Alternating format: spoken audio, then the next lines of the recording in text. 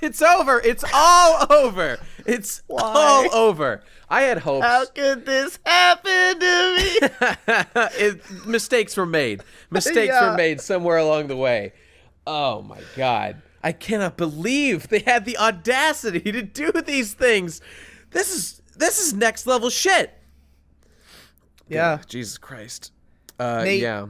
This is the worst episode of anime I've ever seen. Really? Yeah, you go that far? It's up there. It's up there. It's the sheer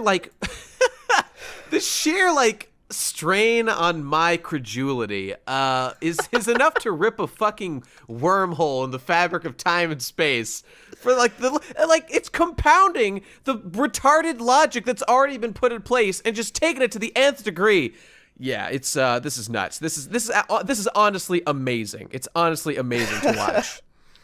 This was the angriest I've gotten at anime, wow. in a long the last time I remember being viciously angry. The way I was watching this was like watching Asuna get raped in Sword Art Online. Yeah. I can count on my hands the number of times that I reached this level of fuck this, you know, just sheer, I can't believe what I'm seeing. You know, normally I'd feel like with something like this, you'd be stunned and then slowly get angry. I feel like that's what I would normally expect myself to do. But I think this time, at first I was angry and then slowly got more stunned. And now I'm just numb. I'm just numb.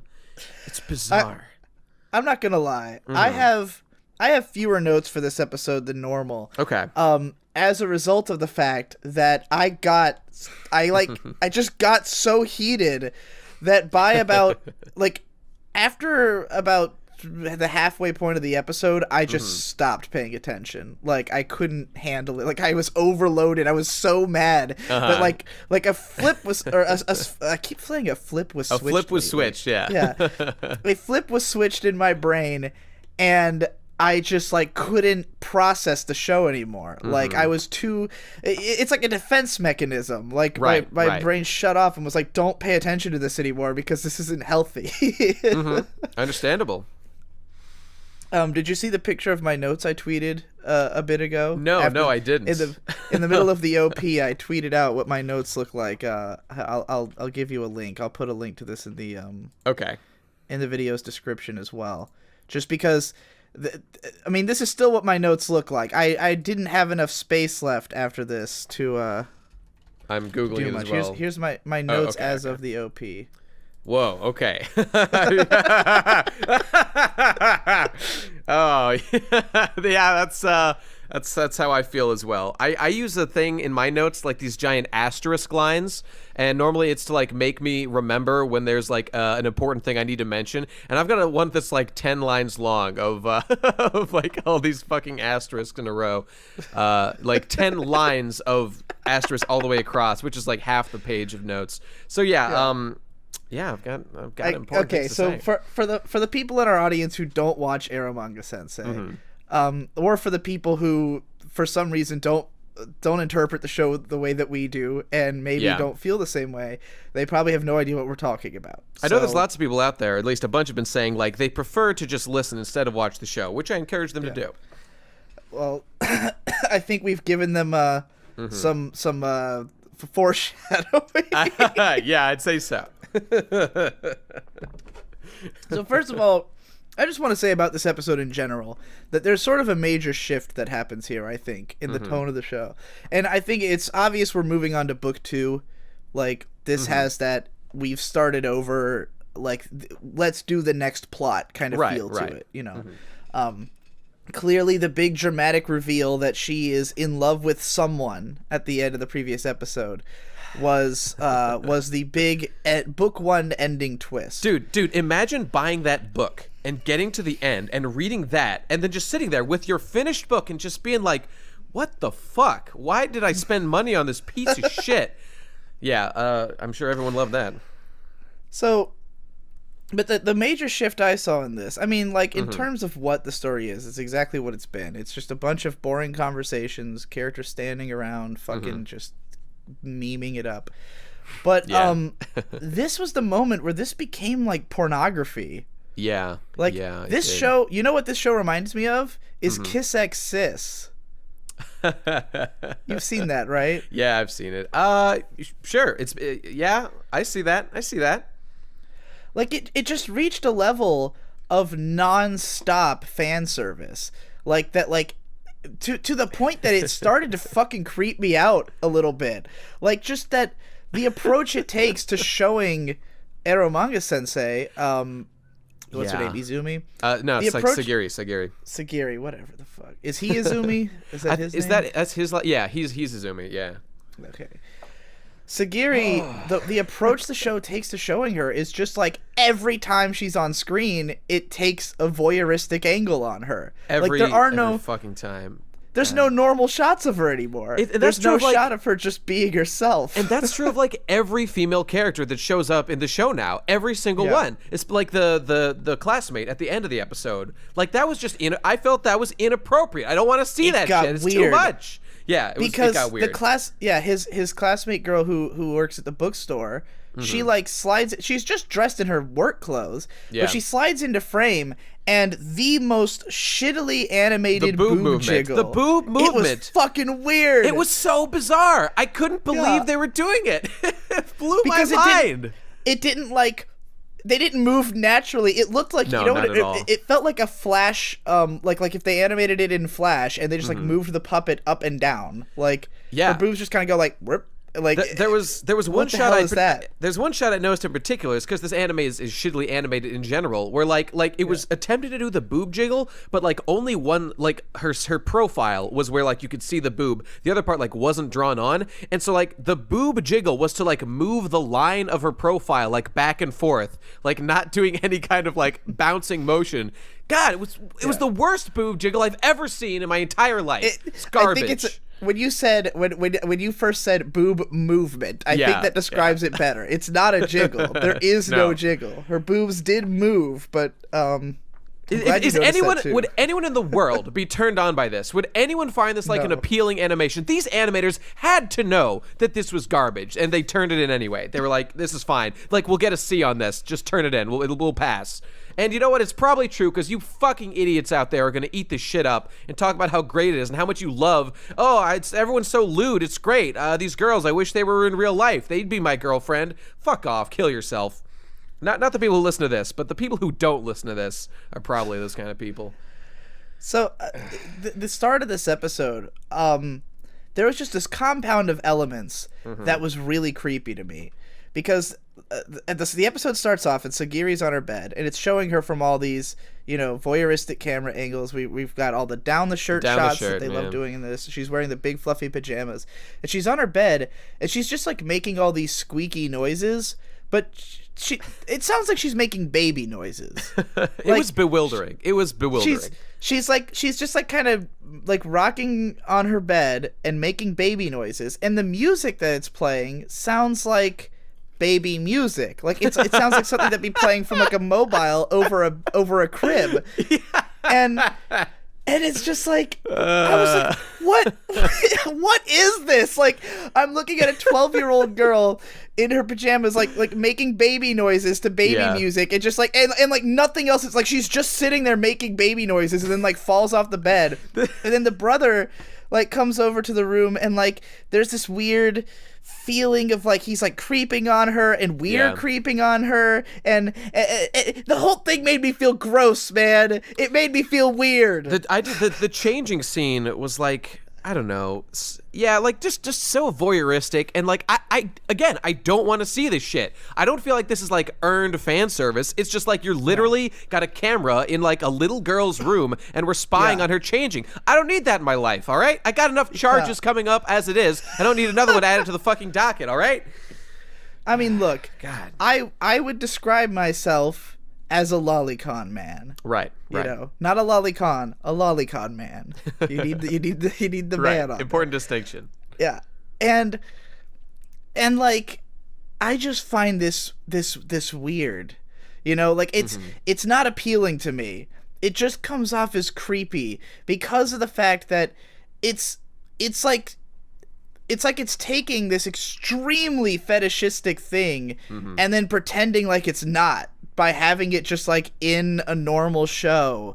You know, like this show, it's like playing jump rope with the line between pornography and not, to the point that like I don't honestly know what this show is. Like, is this supposed to be porn? And if so, why wouldn't I just go watch porn? Right. You know, right. Why do I need this? These girls aren't even that cute. It's not well animated or anything. Like, ordinarily, the best thing about like fan service anime is that it has better animation than porn, because it can reach a broader audience. They're expecting more people to buy it. They can put more effort into it.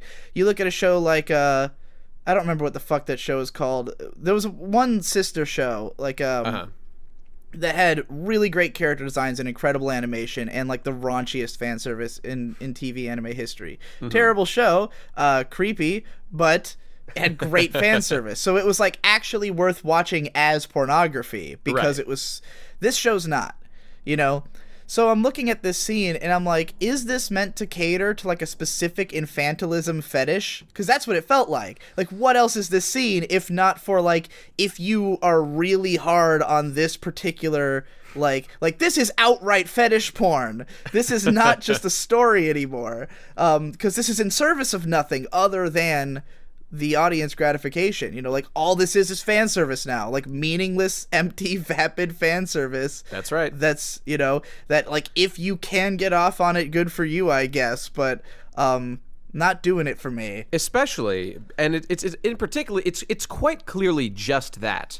Because there's a let me see, does this happen immediately afterward? But soon after this, when she like comes out of a room finally, I mean, first of all, there's another creepy scene of like, okay, so now, like, we are aware as the audience that he is in love with her, and it is now made clear, like, even if it wasn't already, that she definitely is in love with him. Like, the show is making no attempt to hide that fact anymore. So we understand that now. But, like, so she wears this, like, I guess, sexy outfit, and is then, like, I don't know, like, acting embarrassed about wearing it, despite choosing to wear it, clearly in a way to, like, entice her brother, because she's into that shit, and that's all totally fine. But like, what I really object to in this scene is that, like, so the way that we're built up in this scene is that, like, she starts talking about how, like, or they start having a conversation about, like, oh, I totally love you, and, like, yes, I'm in love with you, but just as a big brother. And like, okay, she knows that's not true. We know that's not true. Everyone knows that's not true. And we all know that she is in love with him back. So like, now we're aware of the fact that the show is just fucking with us. It's just wasting our time. It's just wasting our time. Yeah. I don't want to get into that just yet. I have a few more notes before we get there. Just something about that opening scene with the creepy children's music and the baby noises, and then she like crawls up to the door. You know, he like brings her food. She like goes up to the door. She opens it slightly, and he's like watching all the way from the stairs. And then she like closes the door, and he just runs up and starts autistically banging on it like a fucking idiot. So just everything about this exchange, it's such. I don't know. Maybe this is because I was just reading like an academic book about anime that goes into like lots of gender politics and stuff like that. But something about this like the nature of this show, like what this guy is. Like, this is a show about a guy trying to fuck a little girl. Absolutely. Right. And she is there to be the everything about this scene, like, she almost has no agency in this. Like, we are the voyeur. We are here to do this. We are here to try to egg this girl out, that we watch her from a distance. She's like a wild animal that we're trying to lure into a trap. You know, that's how I felt watching it. Like, he's literally laid out the honey and is watching from a distance with his gun, you know, waiting for her to pop out. And she pops out and she doesn't say anything, like a deer, like a deer who's, oh, I smell food. Oh, is it safe? And then she sees the gun and she shies away. And he's like, oh no. And then he just rushes up and come out. I want to fuck you. What are you doing? The intentions are important here. And like he has this. So like he wants to like talk to her about a project or whatever the fuck, but like us as the audience, like we are the criminals in this scene. We're the ones like spying in on this girl in a way that like she didn't ask for this shit. I don't want to see this. This is not okay. I don't know. I don't like this. I don't like being in this position as an audience member. It's uncomfortable and it's bullshit. And this weird shit where she's like, wearing the outfit and like simultaneously acting like she doesn't want to be, even though she's literally wearing it to seduce him. But then she's like, don't stare at me because it's cuter if she's not into it, I want it to be risque. It's skeevy. She's split the line. Like, she's on the one hand she's like the embarrassed Emoto, and on the other hand, like, she's just a big slut. She is both of those things at once. Yeah. So then we get to the outright confession. Yeah. And this is where I started screaming. I literally screamed out loud for a considerable, like a couple minutes here. So the main character, he says, in no uncertain terms, I am in love with you. And then she's like she's obviously taken with that. She's glad about it. Then he says, but I'm going to act as your brother because sibling relationships aren't allowed. And then she gets mad, and she tries to clarify. When I said I was in love with someone, that's enough, little lady. That's enough out of you. Oh my God. Why? Yeah. Why? They weren't even building to anything. Dude, they just... That's the thing. Okay, what this is clearly, the show now thinks this is funny. It thinks it's funny to keep doing this. That is clearly what's going on here. But it's not funny. I'm already bored. I was bored 3 episodes ago. Come on. Yeah. It's unbelievable that they would just show the hand. Like, I mean, at the very least, just like pretend they don't know. At least do that. But like, when it happened, we were mad because we thought this is what the show was doing. Right. We were like, okay, it's obviously just creating a misunderstanding. Mm-hmm. But I thought that maybe there was going to be more to why Sagiri said it that way. Like, maybe she didn't want to admit it yet. Maybe she was having, she wasn't quite ready, or she had some other kind of plan that was going to come out later. Right. No, she's just a fucking idiot. She just said it wrong. And you know what? She's mad at him for not getting it when she said it wrong. Dude, Why didn't she just say, oh, I'm in love with you? That's true. But, and that was totally true last episode. But this episode, she's making a concerted effort to get past that shit. Now it's all on him. Now he's being fully retarded. And, oh, it's just, yeah. How long are we going to do this? How long are we going to pass this back and forth between these two fucking people? Because she gets so mad, she turns up her volume on her speakers all the way and screams, Baka! And I'm like, no, it's you! This is your fault! You did this! She did create the situation. That's true. Dumb cunt. And apparently, I guess she never even really meant to say it like that way. Like, she never meant to mislead. She's just retarded. I don't know. Yeah, she just said it in the stupidest possible way and can't believe that he would not understand her true intentions. And that's she made an attempt to correct it and failed, and then doesn't make another attempt because she's just mad because her brother, did not get it the first time. So now she's pissed off. I guess, okay, to a certain extent, you can sort of excuse this kind of behavior with, general teenage embarrassment and, angst. Like, they're not comfortable with their feelings. I don't want to confess anything. I'd be embarrassing. I don't know. We can do that all day. Except that they did it. They already went through with it. He's fully confessed to her. Yeah, he's out there. He's out. She knows. Yeah. She, in no uncertain terms, is aware that he's not only in love with her, but sexually, because he's making her draw pictures of erotic versions of herself. And later on, when he asks her, "Hey, I need you to draw sexy pictures of little girls," she slaps the shit out of him like she doesn't want his dick in her pussy. What the fuck? Come on, we know you're on board for this shit. What is happening? It's so all over the place when she is or isn't happy about it. Yeah. Sometimes he's like, yeah, I want to write about little sisters because I'm in love with my little sister. And she's embarrassed, but she's oh, she's clearly into it. And then other times she's mad about it. And it's just whatever. Whatever fits the scene. Totally whatever's funny today, God. I don't understand how it's possible that we can be in this situation where they literally, she literally knows that he wants to fuck her, and she wants the same thing, and she tried to admit it, but somehow it just isn't following up on that. The only explanation, and it is a real explanation that does sort of make sense, it's that the writers think that it's funny to keep them from getting together. They think this is a goof that they are I'm certain that that's what's happening, because it's there's no other way this makes any sense that this would ever happen. It's funny that there's a scene in this episode where it pays homage to Shakugan no Shana. Right. They show a picture of Shana and they do her urusai catchphrase, which is the worst. And the reason it's funny that happens is because at the end of season 1 of Shakugan no Shana, I might have told you about this before. In the very last episode of season 1, Shana's about to go fight the big final boss, and she confesses her feelings to Yuji Everylead. His name's literally Yuji. Everylead. Yeah. Fuck yeah. So she confesses her feelings to Yuji Everylead, and he, then she goes off to fight. This first episode of season 2, he didn't hear what she said. Yeah, you have told me about that, and it's amazing. Hear it. He couldn't hear it. He couldn't hear her over the sound of the flames. Was that billowing. clear in the episode before that he couldn't hear? Was that made clear, or was that like a retcon basically? I think it might have. When the scene happened, I don't remember if we could hear it or if it was her if it looked like she was mouthing it. It was not clear that he couldn't hear it though.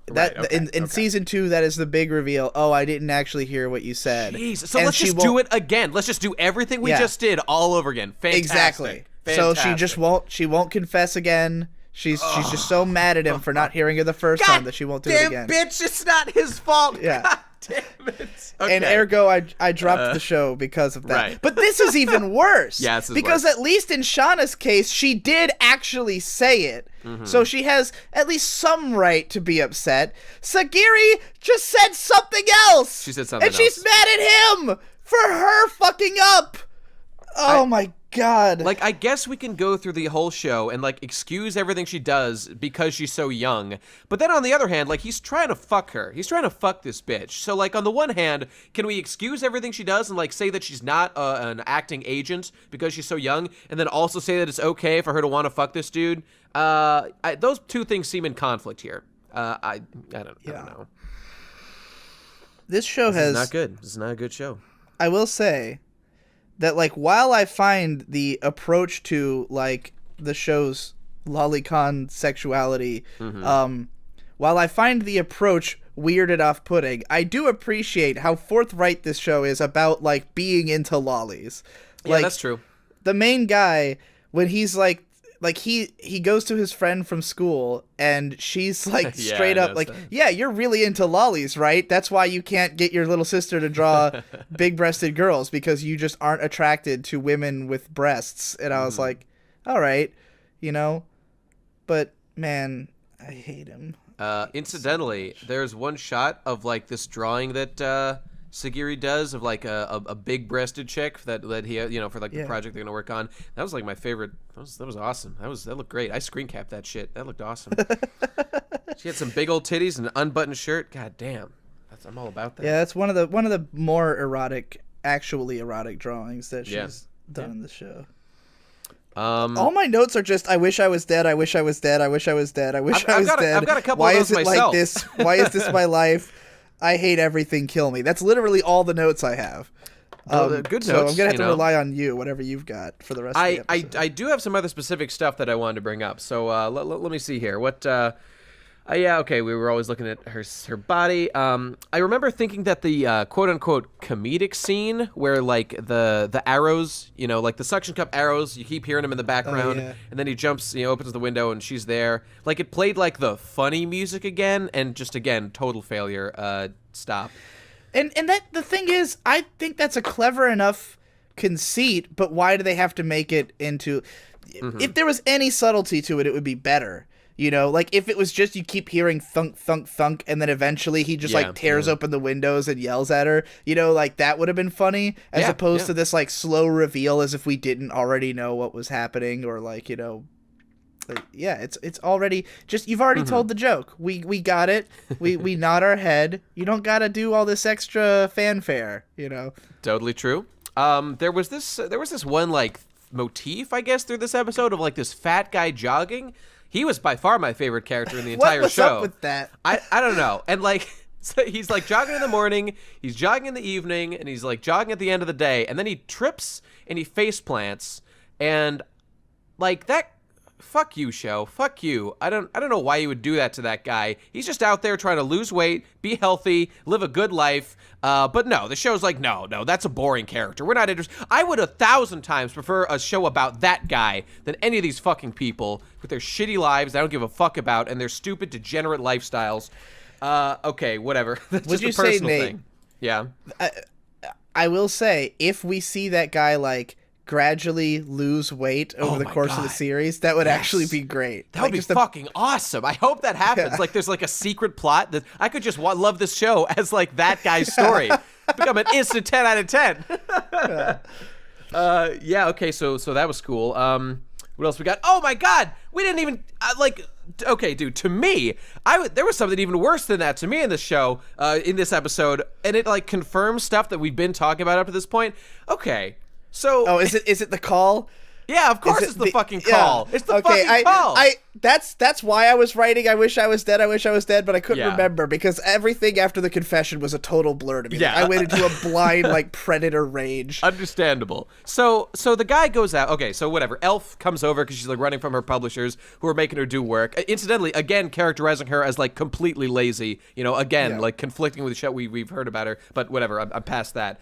So he comes back home after like buying some snacks. After Elf is like at his house playing video games online with Sagiri, Eromanga, and so he walks in, all right, and there's so many layers. There's so many layers going on right now. He walks into the house, and Elf has her dress hiked up, and her bloomers down or whatever, and she's showing her panties via Skype to Eromanga-sensei, to Sagiri, who by the way is upstairs, being a retarded stinky neat, not coming down to play games or whatever. Anyway, so she's showing her panties to her, and like our fucking hero walks in and observes this and just is like stunned and drops his bag, and then Elf notices and is all, oh god, no, you saw me. Oh, you don't understand. I had to do it for some retarded reason. I had to show her my panties, and I'm totally okay with doing that. That's something that's not weird at all. And like Eromanga just explains like, yeah, like when I see cute girls, I want to see their panties. Like what? Get the fuck out of here. Incidentally, I noticed that they're sort of characterizing Eromanga-sensei more as like when she's online in her online persona. That's the part. That's what gets me about it. Is that like, yeah, when she's online, she just is like a perverted old man, right, and like super bubbly and genki and stuff. And I'm just like, it's. How can she not like? Because the thing is that the way that they characterize her real world self is as though she doesn't know how to talk to people. That's true. She's this deeply reclusive figure, and I'm like, well, she clearly has this whole other personality.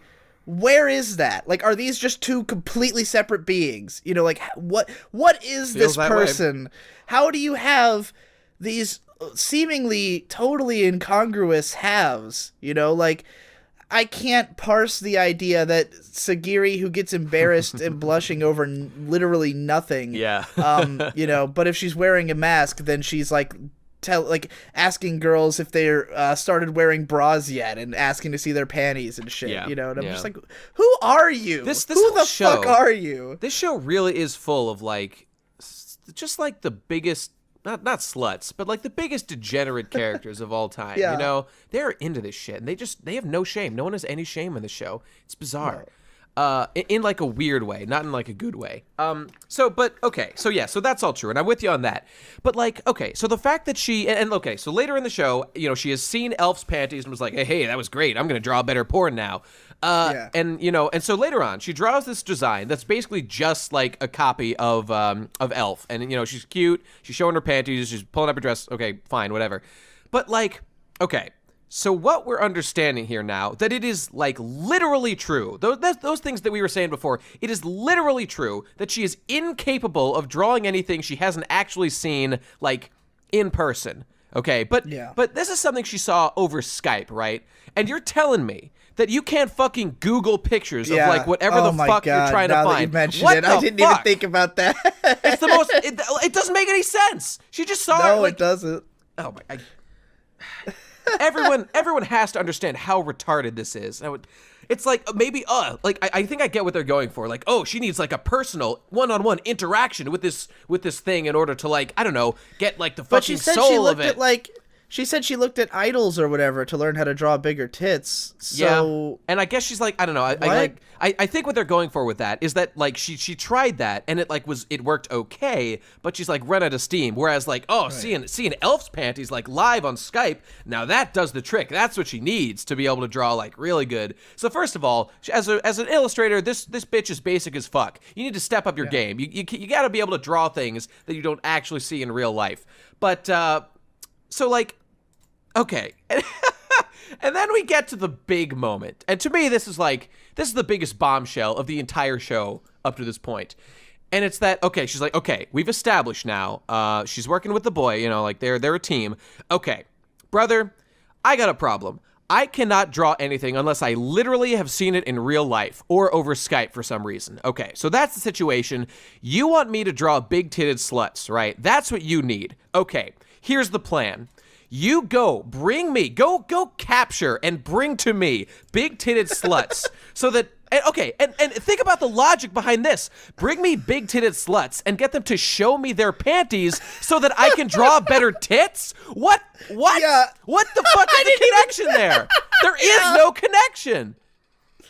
yeah, why does she need to be able to see their like he It could doesn't make easily sense. like he tells his classmate girl like, hey, come let my sister draw you. By the way, she has to see your panties, and she's like, I'm not gonna show her my panties. And yeah, why did she have to? Wouldn't it make more? Okay, like this girl can draw panties already just fine. Like, and you can use any girl's panties, but she specifically says I can't draw big tits, so go get big-titted girls to show me their panties. What's the connection here? What is the fucking connection? Why not say I need them to show me their tits, like show me their bras? At least that would make sense. Like that would I would understand at least what's going on. And I mean, I'm not even getting into the whole like fucking bizarre like rat trap that this guy is setting up to capture women to bring them back here. This is going to a dark place, dude. This is going dark.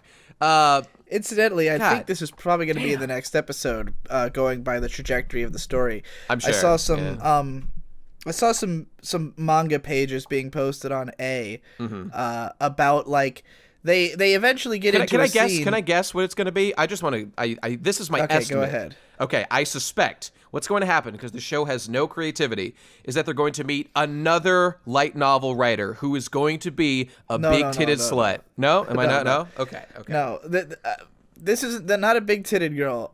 It's what they're gonna do with orange-haired Megumi. Right. Okay. What they're gonna do with her. And I saw these scenes from the manga, and I was just like, this kind of got me in the mindset that this show is going to go down the road that this episode has gone down, of this like turning into porn. Yeah. Because what they do is that Megumi agrees to be drawn by Eromanga-sensei and to meet her, but Eromanga-sensei will not let her see her face. Okay. So they blindfold her. Oh my God. And tie her up. What? And put her like restrain her hands and blindfold her and put her in Eromanga-sensei's room, whereupon Eromanga-sensei pulls her panties off. Pulls her panties off. Yes, out okay, from that's under her actual skirt. Sexual assup. That is not acceptable behavior. And in the process, they accuse her of being, quote, a fake bitch. Which I actually thought was hilarious. Heck yeah, that's great. Because they're accusing her of pretending to be a bitch. Like she is a literal, she is a fake attempt at being a bitch. Oh, the Japanese kind of bitchy. Yeah, okay. I'm actually on their side on that argument, but pulling off their panties against their will. Okay, while she's blindfolded. While she's blindfolded and restrained. All right, come on, guys. Let's get our shit together. And I think main character guy walks in on it as well. Oh, of course. What hasn't he walked in on? Someone needs to be prosecuted for this anime. This show, someone needs to go down. I kind of went numb to it because like it's just what happens. But this show has a particularly large amount of walking in on scenes. Yeah. Like, ordinarily, that's not something that happens, like, constantly in a show. Dude, it's can I usually, just say, like, episode 1 or something, or right, once every arc. This is, like, twice an episode he'll walk in on a girl in the middle of some state of undress. Think about it. There's 3 elements in the equation of this show. There's the dude, there's the girl, and there's the door in between them. Something's going to happen. Just do the math. Just do the math on that equation. Yeah. Okay, so just think back for a minute to that scene where Izumi walks back home and he sees the girls, pulling down her panties. Okay, so imagine your elf, right? Imagine your elf sensei or whatever.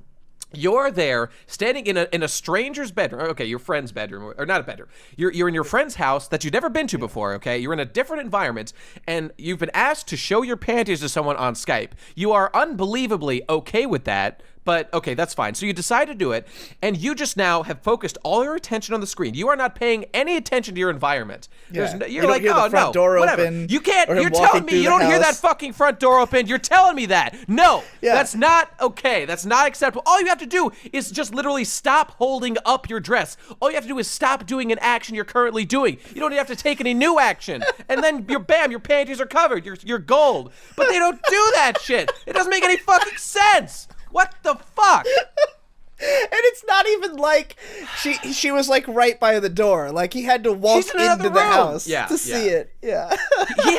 She had so much opportunity to cover those panties. She was just she didn't want to. I mean, okay, maybe she did it on purpose because she's an exhibitionist and she likes to be naked all the time. Maybe, but that's not how it was characterized. So no, this is garbage. This is unbelievable. Then we've got Megumi in the bath, because what the fuck? Hey, you know what? Be in this show, might as well be naked. I want to give props because there was one funny thing that happened in this episode, and it would be wrong to ignore it because it's the only good thing. And it was when she was in the bath, and she calls him up, and she's like, "Hey, guess what I'm doing right now?" And he says nothing. I'm in the bath, and just like I don't know if this is just lazy animation, but he reacted 0. His expression changed 0. He said nothing. Just the pure lack of reaction to her trying to be sexy. That was funny, and I don't know if it was what the show was going for, but I really enjoyed it. That made me laugh because me and this guy shared a moment of not giving a fuck about this show. I enjoyed sharing that with him. That was good. Yeah, that was good. Oh man, by that point I was checked out. I couldn't handle it anymore. I was like, I don't care what this is. Even before the episode started, I was just thinking we're 5 episodes into this, man. Yeah. And what's happened? Think about what would have happened by this point 5 episodes into a good show. Oh yeah, so much. Like even a slice of K-On!, right? Mm-hmm. By episode 5 of K-On!, they're doing their first live show. Really big scene. That's pretty big, yeah. Yeah, pretty big scene. By episode 5 of Madoka Magica, we've got dead girls. We've got the whole fabric of the show's been upended. Right. Name a show. What's happened? What's a good show? I got a checkmate for you. Oh shit, God, what's the one with 5 episodes. Fucking, I can't fucking remember the name. The one with the oh my God, I'm fucking spacing out. The one with the goddamn girls on the riverboats. They're paddling the riverboats. Nothing happens except they are happy. Aria, that's the one. Aria. Checkmate. Nothing happens in Aria. Yeah, but by episode 5 of Aria, you've achieved a deep sense of wonder, and you've become one with the earth. By episode 5 of this show, I achieved a deep sense of rage and regret in my life. So, there you go. True. Mission accomplished. Yeah, I guess there has been an incline in anger. It hasn't just been a one note. I can't claim that I got all of what I got out of this show from just episode 1 because I've gotten so much more mad. That's true, man. That's true. I cannot believe. Okay, and again, think about it from the logic of Sagiri. So she is enacting this plan to get her brother to bring sexy sluts back for her to consume and draw the visages of, and that's totally fine. But this girl wants to fuck her boyfriend or wants to fuck her brother and is already upset at his friendship with Elf, and now she's trying to get him to go out and meet more sexy young sluts. This is counterintuitive to your plan, dog. This is not going to help you get in those pants. Come on, get your head out of your ass. 5 episodes of Bakemonogatari, 2 full arcs of entire character arcs. Yeah. You learn about a character, you learn what their issues are, then they undergo a whole evolution. Araragi and Senju Gahara start a relationship in earnest. There's a great confession scene. 5 episodes. This show, we've had a bunch of characters stand around in houses and talk.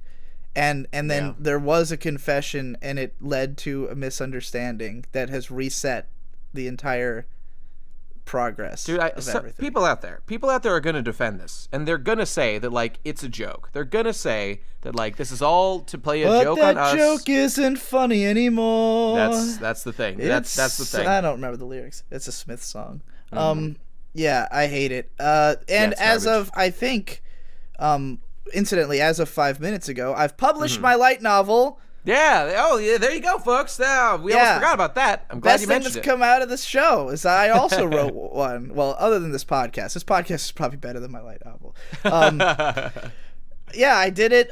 Last week I challenged myself because these guys were writing light novels. The characters were writing them in like a day. Right. So I was like, I'm going to write one in like a day. It took me a little bit more than a day, even though the title is, I wrote this light novel in like a day. It sucks that I hate it. The light gives you a lot of leeway there. You're good. Yeah. Well, the thing is, that's the thing. Like, it's a light novel, and those typically are 40 to 50,000 words, and I could not have written that in one night just on typing speed alone. Right. But like the characters in the show, the manuscripts they hold up don't look thick enough to even be that long. I don't know if they're intended to be really short light novels or if they're just the production sucks. But you know, I did what I could. I got it out. I said I'd have it before the next show, and I did. I just published the audiobook while we've been recording.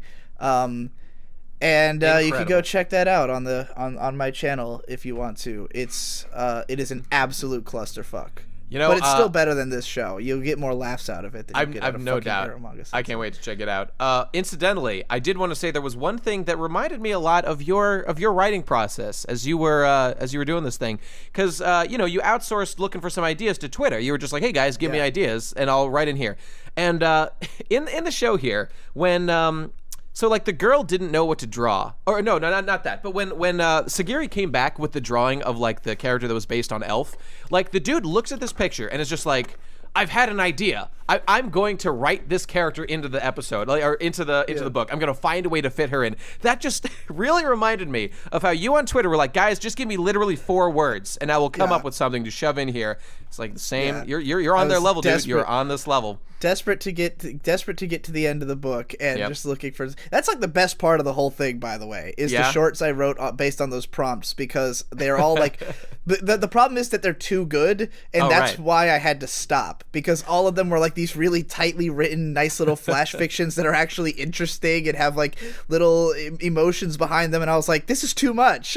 This is supposed to be like stream of consciousness. I have to get through 7,000 words. But you gave one, Too Big to Fit. Too Big to Fit. Yep. I wrote a great little story about it. I read it. I enjoyed it. I got the boner. You know, all good things. All good things.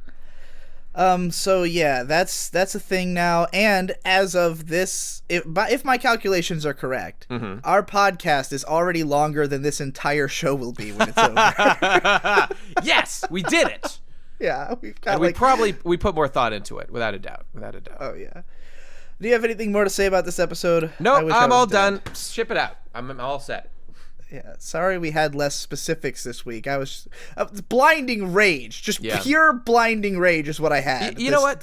I did have one other thought, just since we're looking for something else. It was that, so the dude like is asking Elf at one point, like, please teach me how to write like a novel proposal.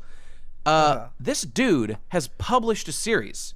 How did that happen if he didn't write a what's going on here? What's happening? I don't understand.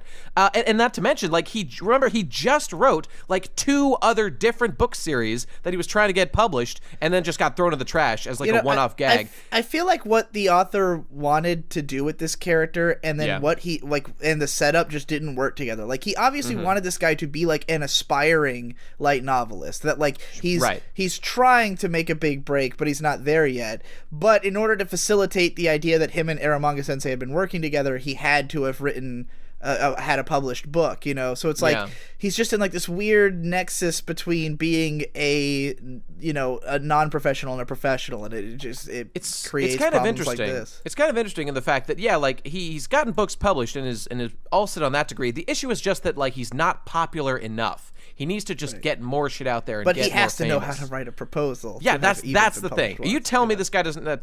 Fuck off, show. God damn it. Yeah, that's okay. That's it. That's just another drop in the ocean of retardation. All right, everybody. Look forward to next week. Hopefully, we won't immolate ourselves by then. We can only hope. Bye bye.